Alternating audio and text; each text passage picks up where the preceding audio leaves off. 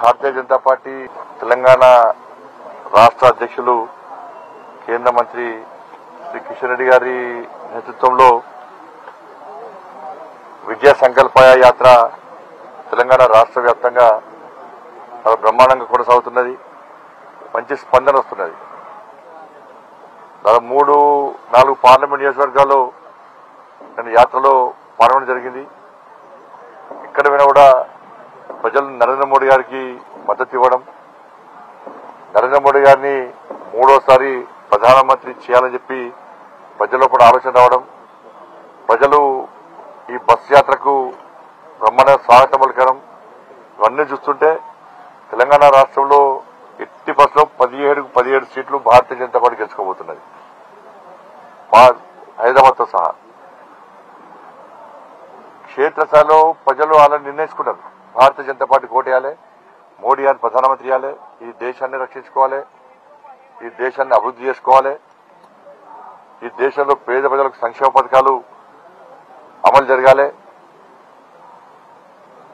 రామరాజ్యం ఇదే విధంగా కొనసాగాలని చెప్పి ఒక ఆలోచనతో ప్రజలు ఉన్నారు. కాబట్టి ఎట్టి బస్సులో ఇవి మోడీ ఎన్నికలు, మోడీ గారికి ఓటేస్తాం, పూర్తిగా ఓటేస్తాం, భారతీయ జనతా పార్టీని గెలిపిస్తామని చెప్పి ప్రజలందరూ విశ్వాసాన్ని వ్యక్తం చేస్తా ఉన్నారు. అందుకే కేంద్ర ప్రభుత్వం, మన కేంద్ర నాయకత్వం 370 సీట్లకు పైగా గెలవాలని చెప్పి ఏదైతే ప్లాన్ ఉందో తప్పకుండా ఇట్లా సక్సెస్ కాబోతున్నది. ఒకవేళ బస్సు యాత్ర, దాంతోపాటు కరీంనగర్ పార్లమెంట్ నియోజకవర్గంలో ప్రజాహిత యాత్ర